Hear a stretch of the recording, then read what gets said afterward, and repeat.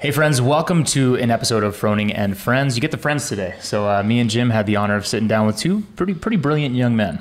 Yeah, I love stuff like this. The RP app is something that is so valuable, but then to get the backstory, what it really means kind of from start to finish is cool. Absolutely. So I'll let you speak to Nick, but we also had in-house Nathan Jenkins. He's an associate professor at the University of Georgia, the director of Integrative Cardiovascular Physiology Laboratory, and also a personal coach for RP, which was kind of his role in this conversation. Nick Shaw, obviously kind of the co-founder of RP Strength, and he's worked with everybody. Where do you start? Navy SEALs, athletes, and then to bring that app out and to have it be something that kind of foremost culturally when it comes to diet. Yeah, and not to mention twice, show them that book too. Twice published. The Renaissance Diet 2.0 is the newest book about the diet, and then a book really about goal setting and success in Fit to Succeed. So it was an amazing conversation, selfishly one of my favorites, right? You guys got to dig into the mindset stuff. We got to cover a lot of bases in terms of RP, so we hope you guys enjoy it. Before we get to that, we're going to have a word from our sponsors, and you guys, there's an amazing giveaway that we're coming to the end of. So this episode is brought to you, of course, by RP. It is also brought to you by Inside Tracker. Do you want to reach all your strength goals and your life goals too? Do you want to feel healthier than you've ever felt before? You need to make a change, and that's what Inside Tracker is all about. Inside Tracker analyzes your blood, DNA, and recently added the ability to sync with your fitness tracker to create a one-of-a-kind, science-backed action plan to help you reach your potential for better than ever performance and a longer, healthier life. For a limited time, Inside Tracker is offering 25% off of its Inside Tracker plan plus free inner age. You visit insidetracker.com/froning. And again, that's 25% off to start using Inside Tracker today, because change is an inside job. Now, here's the cool part. There's a giveaway largely based on Rich's Instagram, and here's what it entails. Inside Tracker and Rich have put together the most personalized giveaway that they've ever done. We're calling it a few of our favorite things, or a few of Rich's favorite things.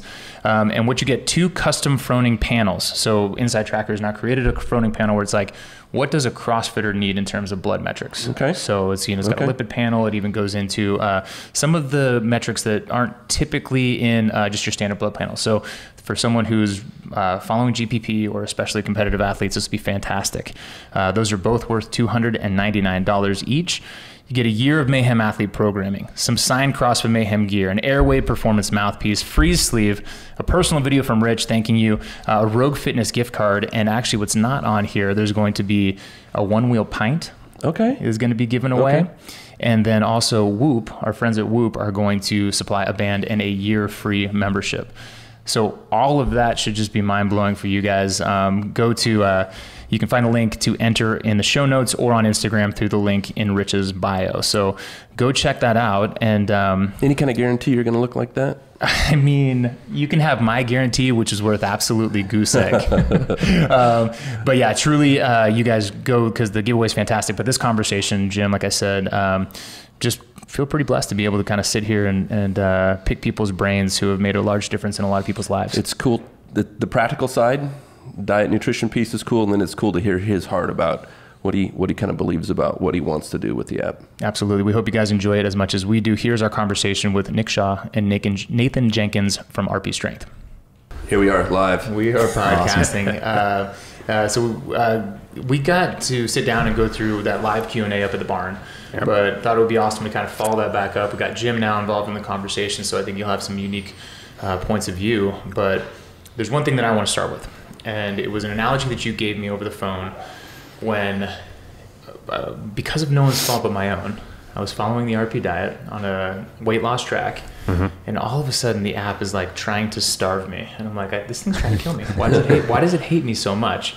And if I'm being honest with the audience, it was at a time, I think it was probably around Thanksgiving, where I was like, another piece of cake's not going to hurt me, and like, I'll start back on Monday, right? Like that. But to that, you gave this great analogy that I'd love to share with the world about how these tracks really work, and how you could maybe reframe them for people to understand, like understand them maybe in a different way.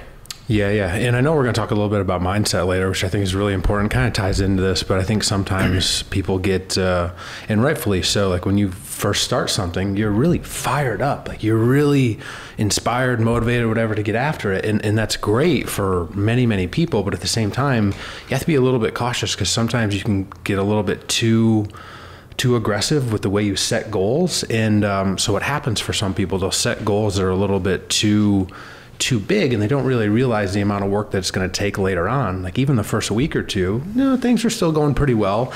And then you hit that first rough patch, and then you're like, oh wow, like this is going to be a little bit harder than I thought. So the analogy that I gave was, and Cookeville's perfectly centered between Nashville and Knoxville, so we can use either city, whatever, but it's about an hour to get there. So the app sort of acts as like GPS. So you tell it your goals, but the analogy really is, if you're trying to go from Cookeville, let's just say Nashville, we're going to make up some numbers here. It takes about an hour. Let's call it 60 miles. And so if you're driving 60 miles an hour, now again, we're probably speeding or whatever, but that's a little off topic. But again, it's going to take you an hour. And so what happens is people set these goals in the app, and they're like, yeah, I want to lose 20 pounds in 10 weeks. So that is 2 pounds per week that you have to lose to stay on track. That's great.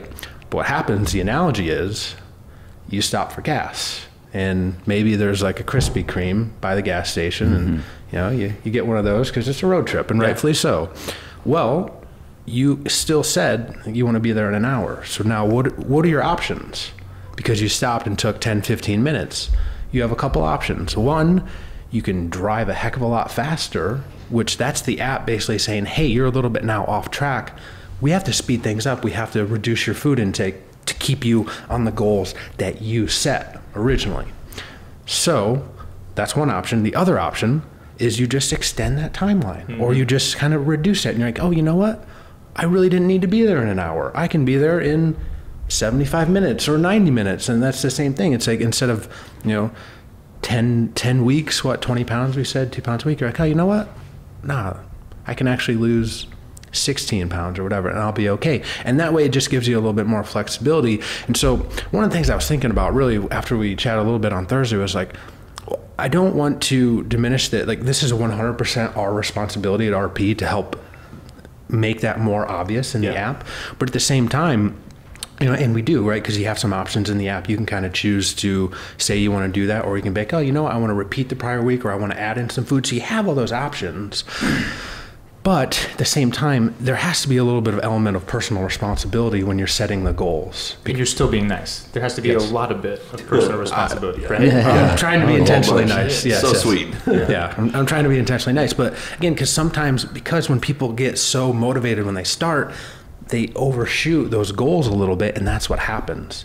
So hopefully when we explain it like that, it hopefully is going to click for some people, and they won't have that happen to them. Yeah, and to draw into context, maybe for people who are uninitiated to the app, maybe now you know the analogy, so we'll reverse order this.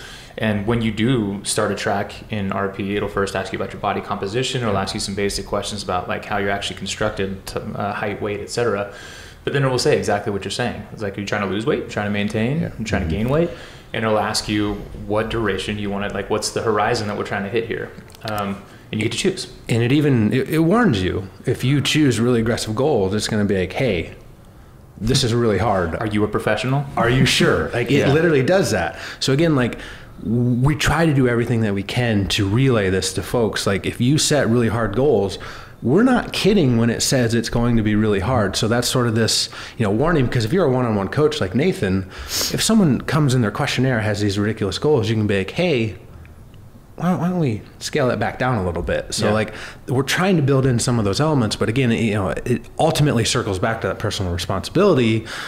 And there we have it. We circle back around to that again. So for sure. I think it's kind of one of the, part of the secret sauce of Jim's program as well is, he'll from time to time, like, he'll just give me a kick in the ass, and he's like, hey dude, there's a timeline here. It's not like, it's like, sure, journaling's great and thinking about these questions for 3 weeks would be cool, but like, I gave you a week for this challenge and haven't heard from you. What's going on? So funny you said, like, for so many people with things like this, it's all or nothing. And that's not really what it is. It's to me, it's not all or nothing, it's all in. And then what that means in setting, I'll be interested to hear what you have to say about goals, but you guys must see so many unreasonable things. And it's not that you don't want to squelch the excitement and, you know, people are excited about health and all those things, but And if it's anything, right? Like you're going to go do the tactical games. If you hadn't been shooting for a year before that, and then all of a sudden, hey, wow, that's in 6 weeks, I didn't realize, so I'm going to sign up. If you haven't put the work in, it's just like anything else, right? There isn't a fast forward button on, you know, the evolving personally or physically, or in this case, I think diet especially, because I've been highly interested in diet. I consider myself more knowledgeable than the average man, having like taught in seminars and whatnot. But still, the habits is probably the hardest part of the process for me. Yeah, no, I mean, 100%. Sometimes, you want to be all in. You don't want to squash that excitement that people have because you want to take advantage of that. But, I mean, Nathan could probably speak this a little bit more when he's working with the clients. But, you know, it's kind of like you don't have to focus so much just on the outcome. Some of it's, you know, building those processes and systems that put some effort into that. I think that's it, right? The journey. You know? It's absolutely cool. Well, it's a lot of when it comes to the coaching of clients and kind of redirecting their mindset, there's a couple of things. One is like you guys are talking about is recalibrating the goals if they're off, if they're totally unrealistic in the beginning, or even it's a lot of times it's not totally off base, but it's like, okay, we really need to let's refine this. Most people come in and what do they want to do? They want to lose fat and gain muscle. And it'd be great if we can do both of those at the same time. But really, when it comes to setting up a diet plan, you need to compartmentalize those into one or the other, because one's in a calorie deficit, the fat loss, or calorie surplus, right? That's muscle gain. How much of that, how much with your initial clients is education? A lot. Yeah. And everyone's different. Some people come in with a lot of knowledge, like already, but and then some people come completely like, what are macros? You know, and we have to do that initial education. And most people are somewhere in between those two kind of like extremes, and it's across the board. So the biggest part of my job is to figure out where they are and then meet them there. Which do you prefer? I like them all. But should I say, like, is there one that's more challenging than the other? Like, if you got somebody no. If somebody comes in already, quote unquote, knowledgeable, or and I don't want to give too many super specific examples, so I don't want to identify anybody, but somebody who thinks they've got it figured out, and I'm not really sure sometimes why they're coming to a coach to get guidance from someone else when they already feel like they know how to do it. And then that, a lot of times, sometimes that will end up in like, you know, kind of challenging every little thing that I suggest. And I'm totally, you know, in principle, I'm cool with that. Like, not every single thing about the RP approach is going to be well received by every person. And so a lot of one-on-one coaching consulting is figuring out what works for you within this larger framework. But sometimes if somebody's like really set in their ways, it's like, why did you come to us? You know? Right. So you get some of that, but that's really kind of like the less than 1%. Yeah. You know, it's really, it's pretty uncommon, but it happens. Sure. And as a professor and as someone who thinks quite a bit, I'm sure you kind of enjoy the challenge, like it's part of Jim's code. Like challenge people. Absolutely. I mean, there's a challenge with in some level with every single client, and that's a big part of the when somebody comes to you and they're excited, but maybe some of the goals are unreasonable. Yeah. How do you kind of help set that up? I lay it out there. So let's say somebody wants to lose, give a number like just 50 pounds in 3 months or something that's pretty unreasonable. That's crash diet territory. I don't even know if. And this happens, like you. That's I want to lose 50. I'm just making up a number right now, but I'm sure it's something on that order. Then we go back to. So the good thing about RP is there's a lot of like Dr. Mike and some other of my colleagues with the company has some great published material. Like the Renaissance Diet 2.0 book is what I always point to, and there's a lot of evidence backed. Oh, look at that. Boom. Perfectly timed. Forward by Rich Browning. Yeah. My dog got a hold of the corner there. I apologize. Yeah, dogs do that. You're right. I've got a couple.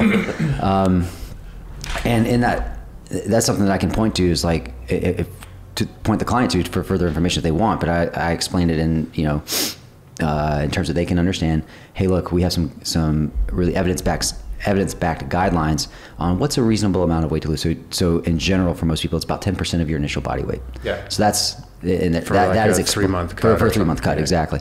And so that's, if they come in with a goal that's way beyond that, then I just say, okay, let's rein that in a little bit, and then point to this book and explain like why that's a reasonable amount, and then we can do that safely.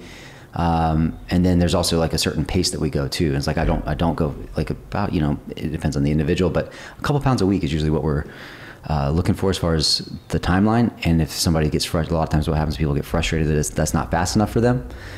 And it's like, okay, do you want to do crash diet and amateur hour, or do you want to do this? Yeah, it was back to the analogy, right? Exactly. Like, hey, listen, we got real goals. Yeah. I had one thing I was going to add. So if someone wants to lose 50 pounds, I mean, listen, that's great. Like, yes, 100%. We just take that timeline, and that's about it. It's our job to then convince people, like, all right, let's slow and steady, longer term time horizon here. Like, it doesn't have to be. It's not a race. Yeah. We don't want the kind of biggest loser type thing, but maybe instead of that 3-month timeline, we go, hey, like, here's what we can do. Let's get 20 pounds first in the first 3 months. Yeah. Then let's focus on maintaining that, because that's really the key to helping people. It's not that hard to lose weight, but it's really hard to sustain it. Absolutely. And that's what we're after. So if we convince the people, all right, let's do 20, maintain that for 3 months, and then maybe we do another one, get down another 20 pounds. Like, they're going to be happy when they lose 20 pounds and like they don't lose any lean tissue. Like, they're probably feeling better in the gym. And it's really our job to kind of tell people that, because they can't really see it up front. But like, hey, let's just extend that timeline. You're going to be better off. Let me ask you a micro question, then I want to zoom back out. But exactly what you just said. Maybe they're feeling better in the gym. Because I love all the concepts, and I love that idea, and agree that it's hard for people to kind of see the long term. One thing with the app for me, and this will be one of the harder questions for me, and are there plans to maybe integrate that metric, how you're feeling in the gym, into it? Because sometimes I feel as if that's one thing with RP where I'm like, aesthetically, it's great for me. Like, I definitely, when I try and lose weight, I lose weight. But sometimes does that come at the cost of, but my friend time went up, or my lifts, like, man, my bones feel achy, or whatever it is. Is there a way that I'm missing, or is there a plan to incorporate that? All right, so there's probably 2 parts to that to answer. So one, it becomes a game of trade-offs. Yeah. And when you really want to lose fat, lose weight, now again, if you do it slow and steady, you take that right approach, you can really minimize that. And for sometimes, especially in CrossFit, if you have someone that's a little overweight and they lose some weight, they do better in the gym, because now the body weight stuff is really feeling good. So that's kind of one part of it. It's the slow and steady approach. But the quicker you go, the more weight you want to lose, you have to accept some of those trade-offs, and that could be a little hit to your performance in the gym, especially later on in the dieting process, the last stage. So then that's really important. Number 2 is, again, you get the weekly review in the app, and it kind of gives you the recommendation based on your goals, and it's like, hey, here's kind of what the algorithms think. But you always have the option to be like, hey, you know what, it doesn't specifically explicitly say that, and then again, like, that comes back to us. Like, we can just probably do a better job of working that in. And absolutely, like, we want that feedback. But you can always choose to repeat the prior week, or you can actually choose to add in a little bit of food each week. So it's like, you're like, oh man, like, I had a real rough week in the gym last week. Like, the app wants me to cut a little bit more. But again, that goes back to being able to extend that timeline a little bit and be like, you know what? I don't really care if I lose 12. I suppose, and love me for challenging you. Don't get mad at me. Oh, no. Listen, I think it's great. What I guess I would love in that process is, again, there's personal responsibility in it. Like, is adding more food back in going to solve this quote unquote problem that I'm having? Or was I working too long and like, there's other factors involved in whether or not you're recovering well and all that kind of stuff, right? But maybe a couple of those selections, like, hey, how'd your workouts go? Like, not just, Oh, 100%, man. I think that's a really good idea, especially for people that are more performance-based using the app. Cool. Well, I copywrote it, just so you know. so now I'm written in. That line of code, talk about prices later. Co-founder Rory, Co-founder, I love With the human, that's one of the distinctions, too, between the artificial intelligence, the robot-based coaching, and human one-on-one coaching as well. I use those conversations with clients all the time. So there's the objective metric, which is the body weight progress over a week, and body composition, if I can get it, like if they have access to an in-body or even like a home scale, something that tracks progress over time is really valuable. But also lots and lots of subjective feedback from the client to guide decision making as we go along. How you're feeling is one, and and I actually like the objective performance metrics for the CrossFit clients, which is what my specialty is within RP. You got faster, or you didn't. You got stronger, or you didn't. PR, like if it's raining PRs, and your body weight isn't progressing quite at the initially desired rate, then that, you know what, that might be okay, right? We might be in a good place to hold right here where we are as far as the macros for the next few weeks. And let's just see, maybe the body weight will kind of catch up. A lot of times what happens too is they're gaining muscle as they're fueling better, right? So one of the things about the RP diet is it gets protein levels up to where it's kind of more optimal than most people just would naturally eat. About that gram of protein per pound body weight per day is a pretty good number to support support muscle mass. So it can happen. I said a while ago, those are two different goals, but it can happen. You get this recomposition, especially for newer folks. You get this gain of muscle and losing fat at the same time. That's something that's going to be masked by just the scale weight. So I kind of take that into consideration based on what they're saying. And also, again, like the performance in the gym and how they're feeling during training. It's like, man, I feel awesome. I've got like this new gear that I never even had access to before. And that's perfect spelling out of what the difference of a personalized coach is. And you would probably say the same thing for the actual physical training portion of it, right? I'm going to get so much more if I have a coach who's watching my movement and who's actually giving me feedback. But the app, just to back up what I said previously, like of anything that I've used prior, does an amazing job. So I want to make sure that I put that out there as well. I was rereading some of the books last night, and I would love just for you to say what your stated goal is with the app, because I think as you draw this thing out, and people, whether they love or have issues with the app, you have to understand what its purpose is and why it's been there. Of course, we accept that it's an imperfect solution because it's not a person who's watching you and talking to you. It's artificial intelligence.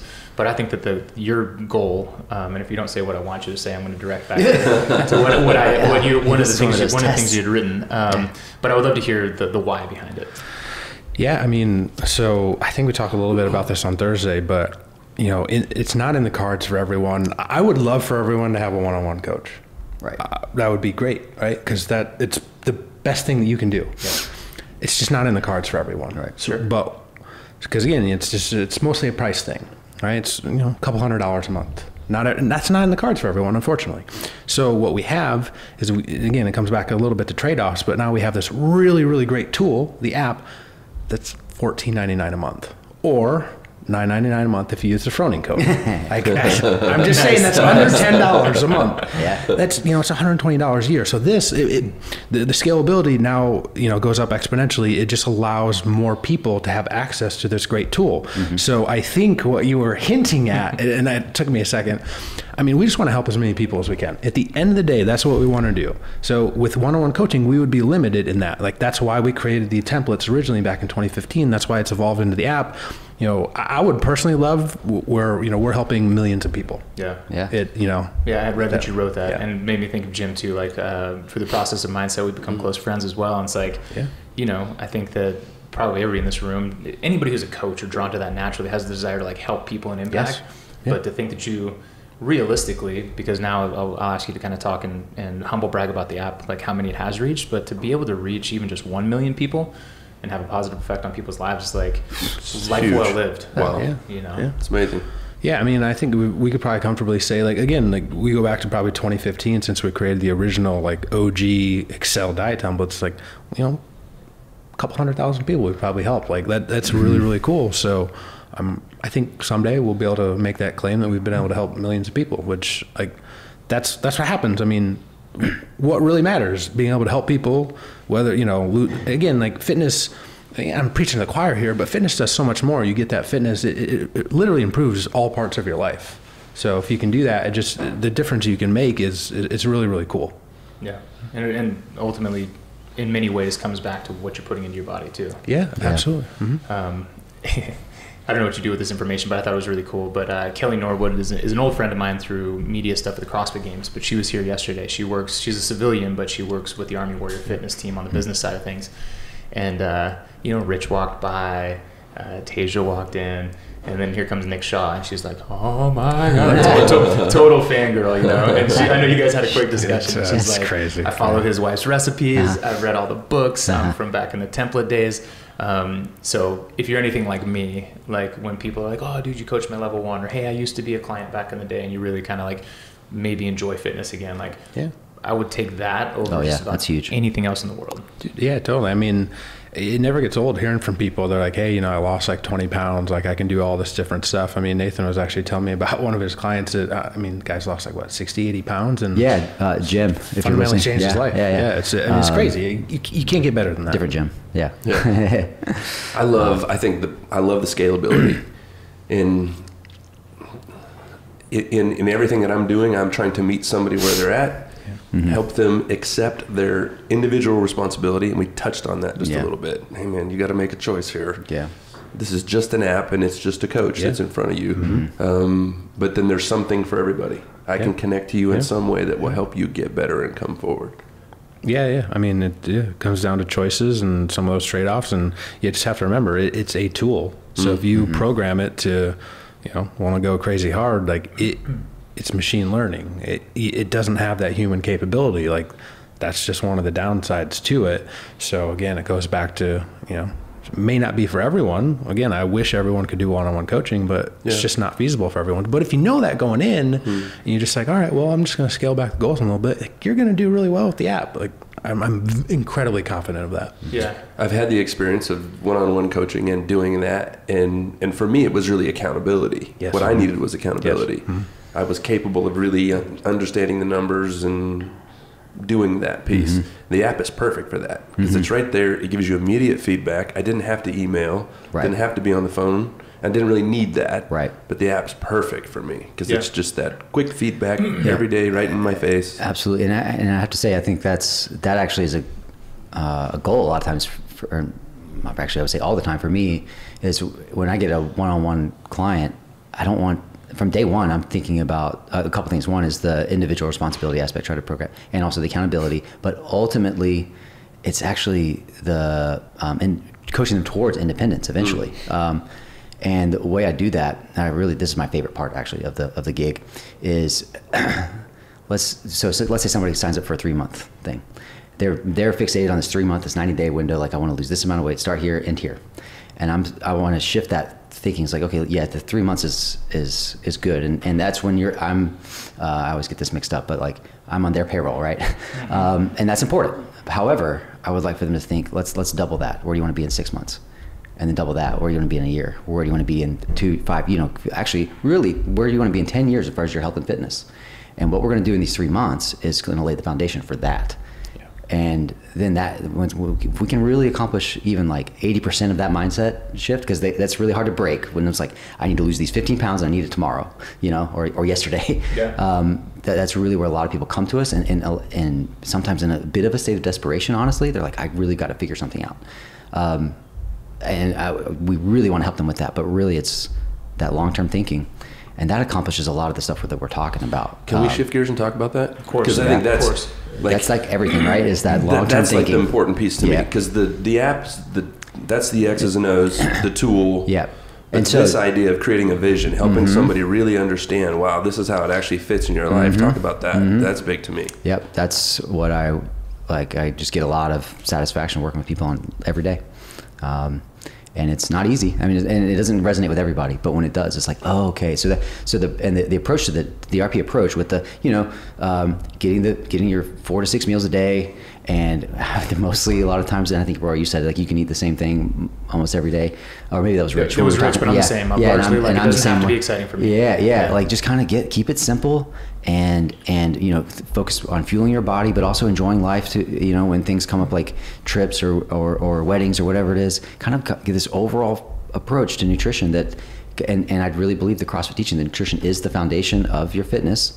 Let's really get a lifelong sustainable approach. And that's why I stand by, you know, I put everything it is that's my scientific and professional reputation by the RP approach, because it works, you know, it's, and it works for the long term.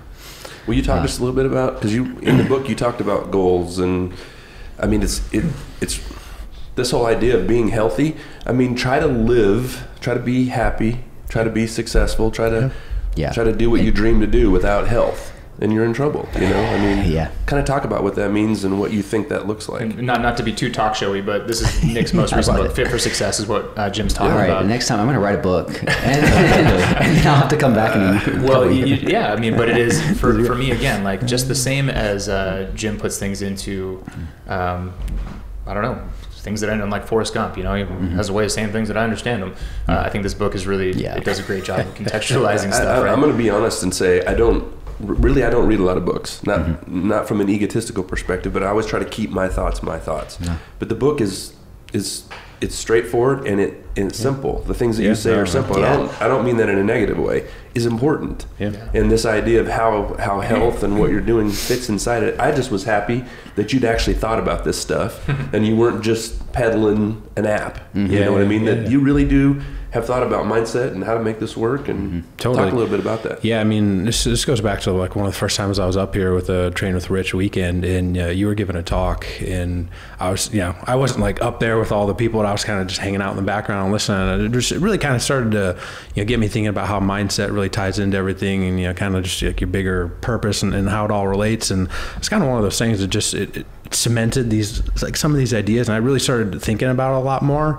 But yeah, so just real quick, if you go back to the long-term perspective of things, I mean, if you really want to be successful, if you don't have that health as part of it, I mean, you're not successful without being a healthy individual. You're not going to make it long-term. You're not going to live to, a long age or whatever. So that's why, at the very tip of the pyramid, it's the idea of recharge. Because even if you're an entrepreneur, or, whatever, I mean, you guys know all about that. But like, if you just go without ever kind of taking a little bit of time to, self-care, whatever, like you're not going to make it as far.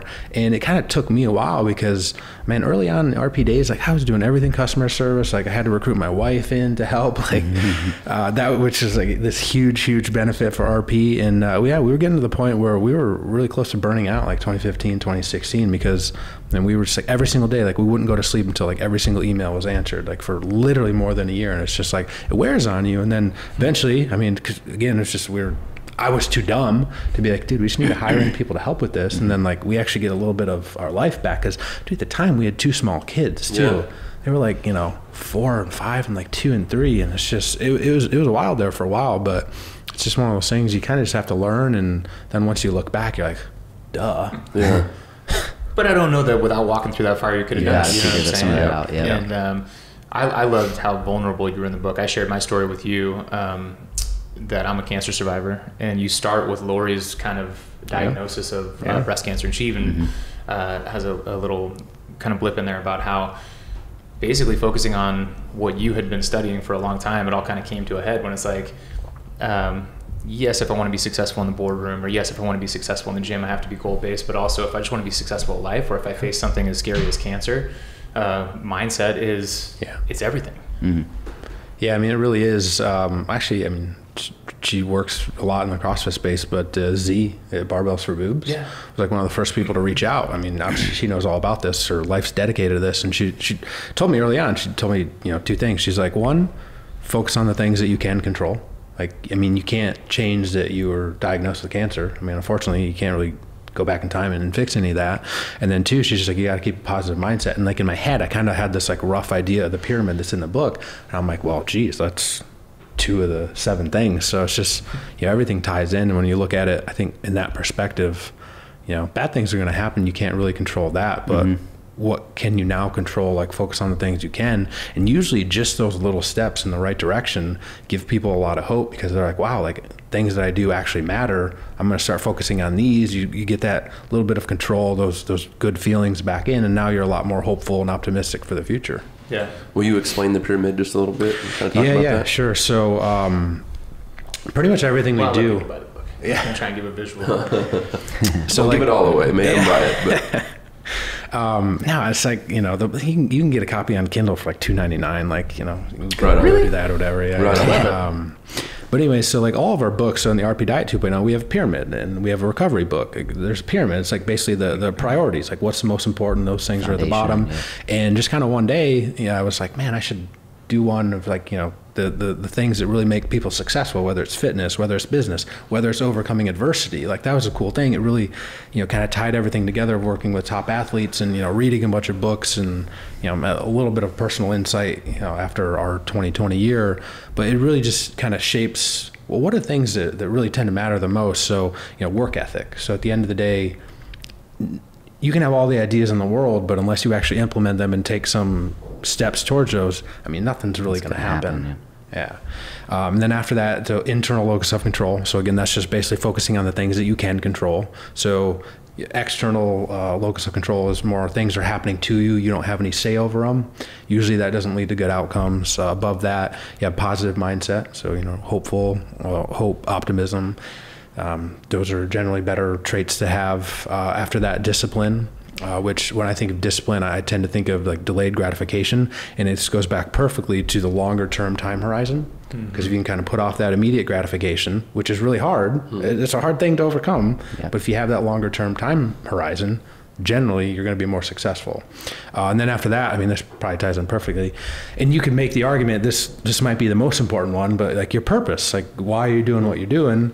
And then above that, you have failure, which I always thought was a really interesting one. Like it's a book about success, but I mean, you can't have success without failure. Yeah. And then at the very top, recharge. So you kind of, I think really the main theme that a couple of people have told me about the book is just kind of like the idea of balance. Yeah. You have to have some balance.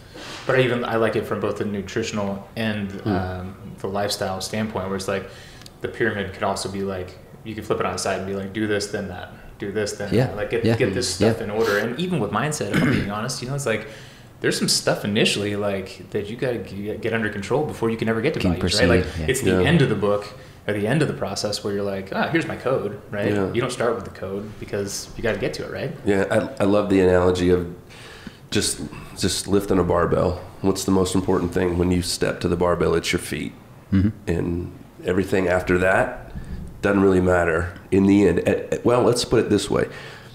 Everything after that we can back up and fix, but your feet are the most important piece. And if we can get that right first, and you said foundation, I heard you say it. Foundation, setting that foundation for the app and diets and all those things to work, really important for you to be able to maximize it and not get, I call it lost in the the job or the task. I think to be able to get back. Guilty. Yeah. You got to be able to get back and re-aim, right? Yeah. So this idea, I love it. Like if you think you're going to be successful in life without facing adversity and failing, we're just in trouble. Yeah. And so to be able to recover from that and get back on track is an important skill. And there's so many parallels too, because I mean, my world, I'm like with the clients every day in my inbox all the time, and it's like we always talk about aiming for about 85-90% adherence to the plan, and it's like, okay, well, why not 100% perfection? Well, it's because it's just a reality that you're going to go off plan to some degree, and we want to be prepared for that and not, just completely panic and be caught totally off guard when you do go off track, and then completely self-sabotage the whole process. I heard, and Nick, you actually, I think it was, I can't remember if it was on your podcast, our podcast, or just kept talking with you, but it's like when you stub your toe and you have an accident, something goes wrong, do you then proceed to bash the other 9 toes? No, you don't do that. It's you fix it and you address the problem, and then you move and you keep moving forward. Just don't want to be too thrown off by I bet you've adversity. Got an interesting perspective by being we're about the same age, and but you're a college professor. Yep. So you work with college kids all the time. Yep. It's obviously outside of the boundaries of RP, but still you must see it must be interesting, like trying to, I don't know, mentor. I get the chance to do a good bit of that, and I also work with graduate students in my lab and stuff. And like these themes, they cut across whatever it is that you're trying to do, like career trajectories, and what I really in the classroom where this kind of stuff that we're talking about applies is I do not have kids memorize stuff for exams. Like by the time they get to my class, so it's for context, it's exercise physiology.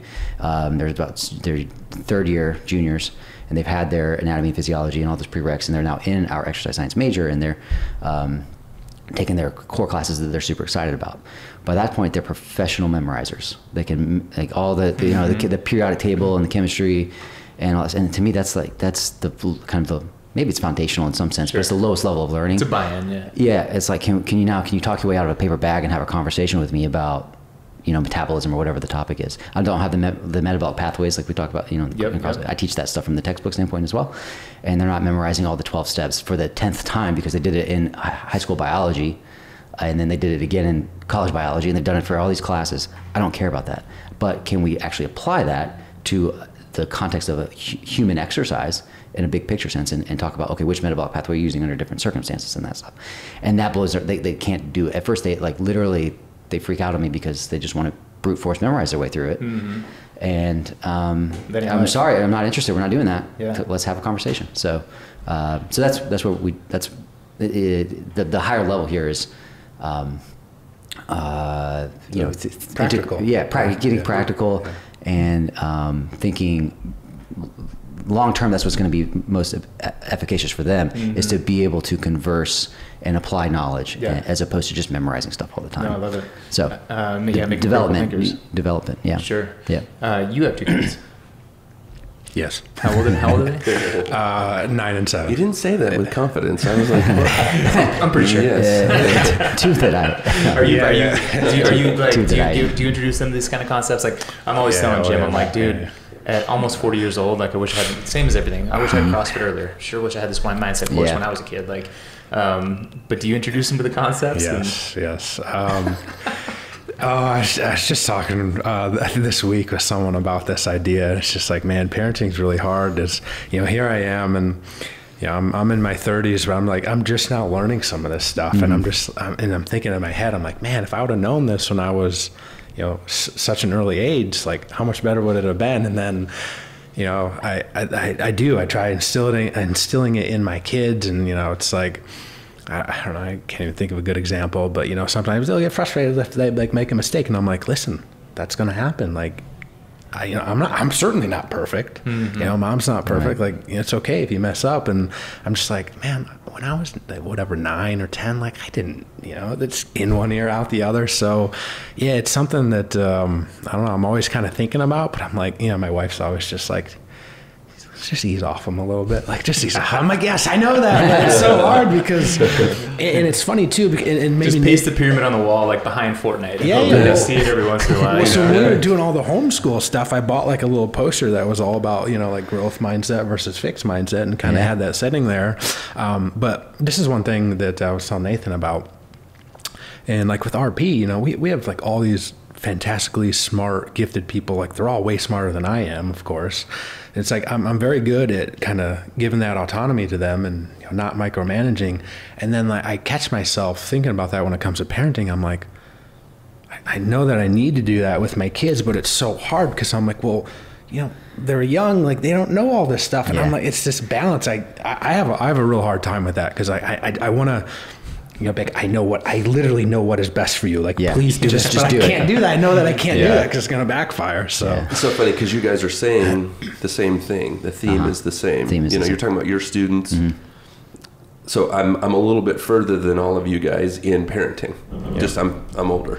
No kids here, so you're way further than that. And that's the only reason why I'm saying this, is I was in your spot thinking about what in the current. First, here's the realization: I'm a friggin' idiot. Yes. And I've made all these freaking mistakes. This is me. No, I'm talking about myself too when I say yes. I'm talking about you guys. I'm crushing it. And then I'm looking at this little human being that I love more than life. Yes. So, like, okay, here's what the truth is, but I haven't done it all right. So you're dealing with all of that. So here was the formula I came up with, and it was kind of the genesis for some of the things I talk about now. All right, rules. It's kind of what you were saying. They come in, they want to give you all the stats, all the rules, and you're saying, no, make it practical. Mm-hmm. Rules were a reserve parachute. I didn't want my kids to be rule followers. Mm-hmm. And that was the only thing they could do. So we got 70 rules on the fridge, and they got to get up and check those things off. I wanted them to be critical thinkers, So I'm like, all right, so this is what values are to me. So when they were little, I started with kind, gentle, and generous. And those were the first 3 values I started teaching them. So I could say to them, you just hit your sister in the face. Was that kind, gentle, or generous? No. Okay, well, then why are you doing it? Yeah. And they had to critically think based on this value, or where your feet are, or the foundation of the person I was trying to teach them that I thought they should be. Instead of rule number 7, go to the fridge. Rule number 7 is don't hit your sister. And then we started creating these little robots who came in and they couldn't critically think about things outside. So to me, that was the solve. Yeah, I like that. That's good. Love that. And that became kind of the basis of what we talk about. And I love what you're saying when it comes to, hey, I've got this tool for you right here. You can call him, you can get on here, and it's a great tool, but we got to step back and figure out how it fits in the vision of your life. Mm-hmm. And by the way, like, humble brag about your kids real quick, because you're really vulnerable in explaining mindset too, where like you had some years that you're not necessarily proud of, but then you also crushed it, and your daughters are blowing up now. They're doing amazing things. For sure. That's cool. Yeah, I mean, I think that's the part, like, there's no perfect in people. Yeah. There's perfect in puzzles, but not in people. So when we start dealing with people who come to the app or come to the book or whatever, you're going to make a mistake. Just don't make it as, I want to make it once, I want to make it twice, and then be done with it and learn from it and not make that again. Reflect. And some mistakes cost you big time, and you pay the rest of your life. Probably none of them on the RP Strength app. You know, you went over a bit, you're okay. Regroup. You don't have to throw the whole thing out. You know. I'm big on having a short memory. So reflect on a mistake once it's made and see what you can learn from it, but then don't dwell on it. You know, plan and then think about, okay, what can I do better to plan for the same scenario where that mistake could happen again? How can I prevent it? What can I do better? You know, that's huge. I want to give a shout out to George Krause out there mowing the yard, just in case the microphone's big. Good friend of mine. Hey. George is the man. George is the man. I'm convinced that there's some type of like homing device that when you start a podcast, like the lawnmower's coming on. Well, here's the deal. We're making this studio up at the barn, and we're soundproofing it because inevitably, Jake Lockhart, who's in charge of online programming, when he schedules a shoot, they drive him and George drive into the driveway at the same time, and they almost throw hands. It's like, why didn't you tell me you were coming? It's like, I'm always doing it on this day. Anyways, but there's a helicopter the other day, I think. There was a helicopter. Well, you can't control that, right? And it makes it a little bit more charming. The barn's got some grit. I like that. Yeah, it's authentic. What would you say about setting goals? Setting goals. Somebody comes to the app or to you. How do you help them do that in a way that they can be successful? So kind of two things. It's one, talking about the time horizon and sort of what your goals look like and what's realistic. I mean, you can go back to what is it, the SMART principles or something like that when it comes to goal setting. Specific, measurable, attainable, realistic, time bound. I mean, that's a good start for sure. But one of the things that I found really interesting, and mentioned this a little bit earlier, but it kind of ties back to, I think like the proper term is called like this like hot cold empathy gap. And so a lot of people, they set goals, you know, when they are inspired, they're motivated, and it's so easy. So for example, I'm thinking about doing Murph here in a couple of weeks. So I'm trying to strategize how I'm going to beat last year's time by a little bit. And I'm like, breaking down, okay, so I got to run the first mile in this amount of time, and then I got to go through the 20 rounds in this amount of time. And I'm doing all this, and in my head, I'm like, oh, that's easy. Like, that's easy. And Nathan and I just did, Cindy all 20 rounds Thursday. And I'm like, oh man. I'm like, we didn't even run a mile first. And I'm like, okay, well, it took me this long. I probably got to add about 10% to that time. I'm just like, so it's hard because when you're sitting here, not having to do anything, it's really easy to make these crazy ambitious goals. And that's where a lot of times people are starting from, because they download the app, they're sitting on their couch, they're watching Netflix or whatever, and they're like, oh yeah, 20 pounds, 3 months, easy, I can do that. And then first week or two, cool, they're probably crushing it.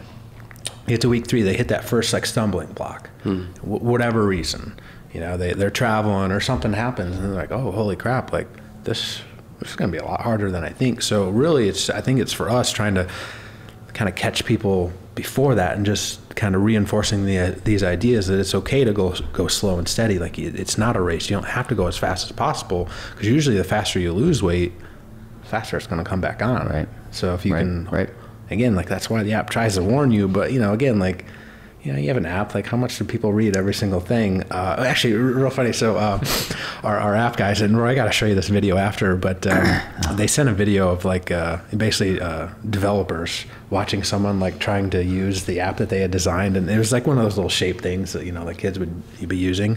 And they'd have all these different shapes that like should go in these specific spots, but they kept putting it in the same one. And like the developers like, cringing. So it's just really funny, because like you think you design all these things, but then you get it in the hands of people and they use it a little bit differently and all this stuff, and that ultimately it goes back to us. Like, we'll 100% own that. We'll keep always trying to get a little bit better, but it is just kind of funny how all that stuff works. Yes, and I mean, I'm sure that there's a million different podcasts that are dedicated specifically to just that subject of creating the perfect app. But like, we used to do at CrossFit when we were thinking about a broadcast, the longest discussions would be about how to display the score. Because you think about, well, in this workout, like, when one person shifts to the next movement, does every workout thing, you know what I mean? There's a million different ways that you could visually display a CrossFit workout live on screen to show who's in front, who's behind, and what they're doing next, and all this kind of stuff. And back then, you're trying to introduce an ESPN audience who's never seen this before, and they're like, "Oh, wait, well, they're doing the one-leggy things before they throw the ball in the air," and like all that kind of stuff, you know. So there is no perfect way, and you can imagine, like, you know, those discussions, I loved them because it was like everybody's mind was just firing creatively. That's fascinating. To your point, it's like, I mean, you could think that you've absolutely nailed it, and somebody's going to be like, "Oh, that doesn't make any sense." But well, ties back into the whole idea of failure. I mean, you can have everything perfect in theory, but you got to get it out there. You got to let people test it. You got to let people get that feedback, and then you got to take that feedback and just keep, you know, iterating, keep improving over time. And it's the same idea, really, at the end of the day. What are some of the qualities of somebody that's successful using the diet that you kind of see universally, that you can say, yeah, here are 4 or 5 things that I know really work? Long-term thinking. Yeah. That's in one sentence. I don't know.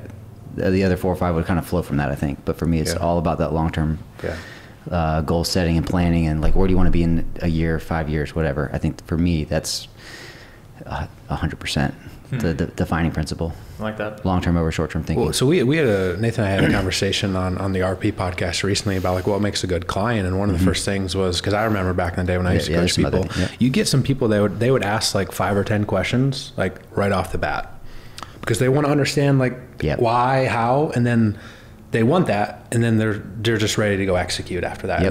They want to put it into action, but they had these good questions at the start to help clarify things, so they have a clear understanding, and then it's like, great, okay, now I'm off and running. So I always thought that was interesting, because you can kind of tell sometimes. You can tell just the way people are asking questions at the start. You're like, this is going to work, or you're like, I know this person's going to crush it. Or sometimes you can be like, it's gonna be a challenge. It's gonna be a challenge. Yep, for sure.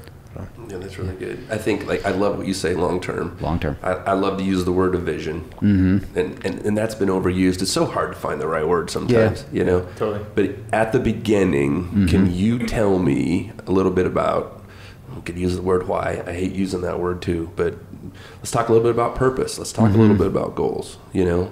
How are you going to stay motivated? I think there are 3 or 4 components that are really important. And then the tool really is powerful. I'm curious, how, when you work with your mindset clients and your courses and so forth, how do you treat that variable, that motivation? Like, where does motivation fall into your framework? Yeah, there's 3 really important components, and without the 3 components, you can't ultimately be successful. At some point, you're going to be off track. One, you got to have this idea of identity nailed down. So who are you as an individual? And what does that mean? You know, where do you fit? And I think you have to be able to articulate that. So alone in the dark, before anything happens, you got to know what that is. Next, you got to have this idea of where your feet are and your values. What's that mean? Your strongest beliefs. It's just true that we're all trying to make our biggest choices and decisions based on our strongest beliefs. We're all doing it, if we're not crazy. Trying to be funny there, really laugh. So this idea of identity and values, then we connect that to motivation, habits, tools. And if we have all 3 of those things, we can cast a vision. Then it gets really powerful. That's really interesting. Because I've kind of thought about this, and my buddy, Dr. Mike, talked about this a good bit.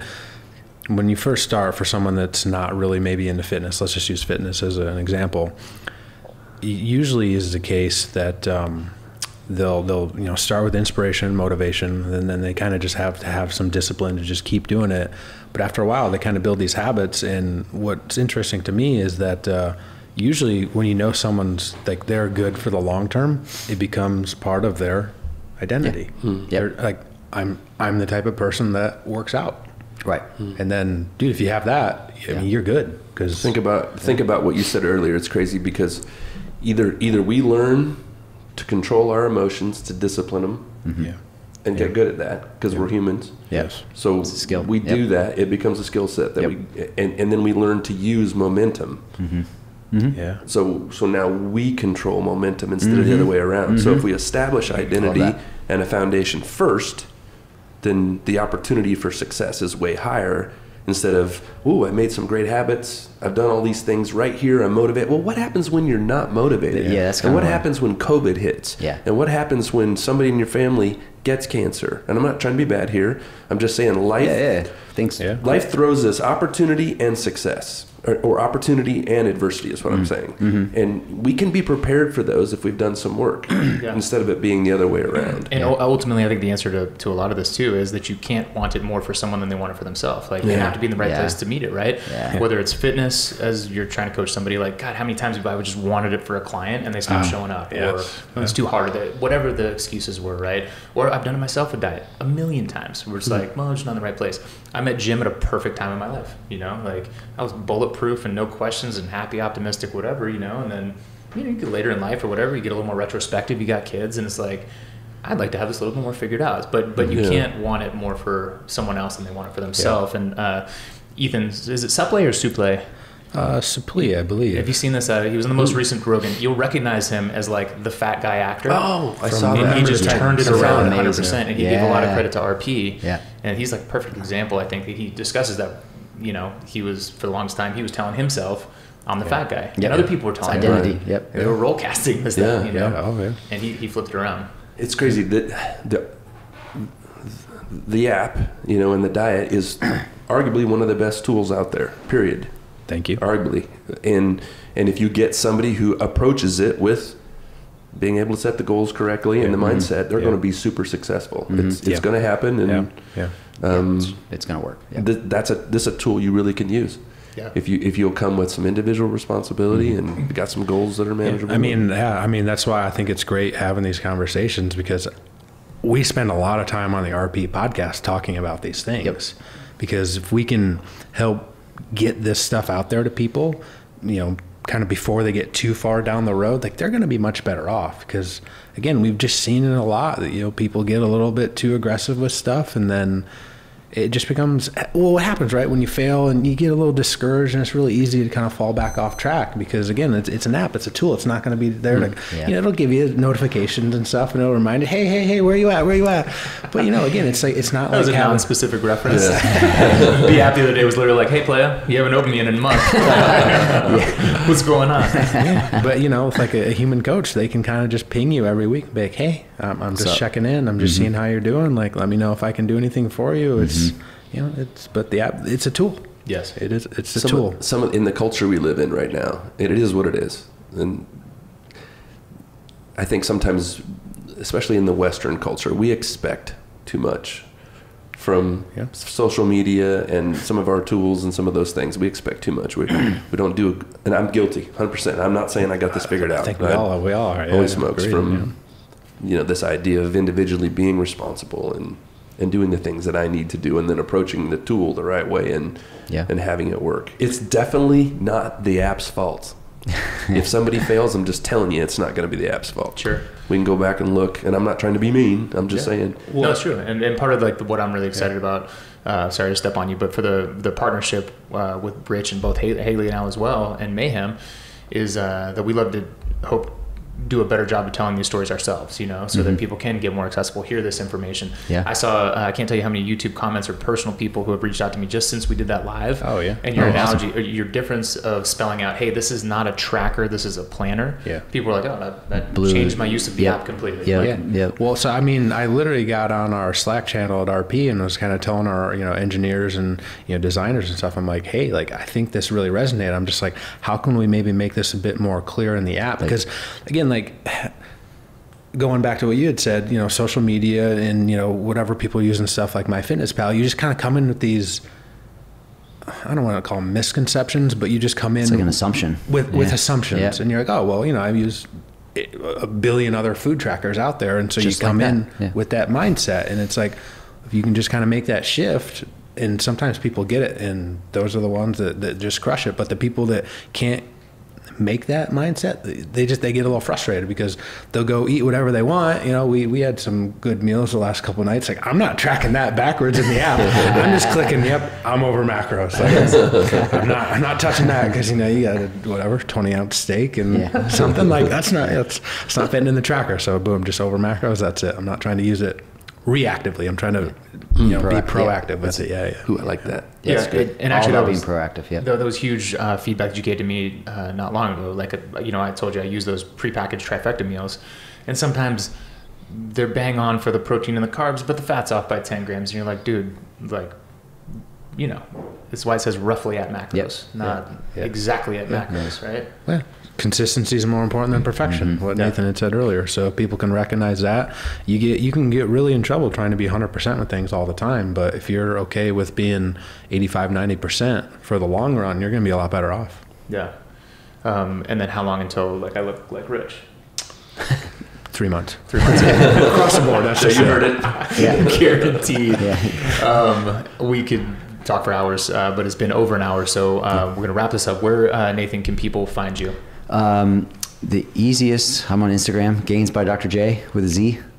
So feel free to connect with me on there. Send me a message. Also, I can just give my email address, nathan@rpstrength.com. Love it. Reach Nathan, out to me right there. One of the personal coaches, doing a fantastic job. And Nick, there's a couple of channels at RP. Tell the people kind of where they can interact with you guys. Can I throw in one more thing real quick? Please. So, I mean, we spent a lot of time talking about the app, and, you know, again, if you're familiar with macros, the app's going to be really good for you.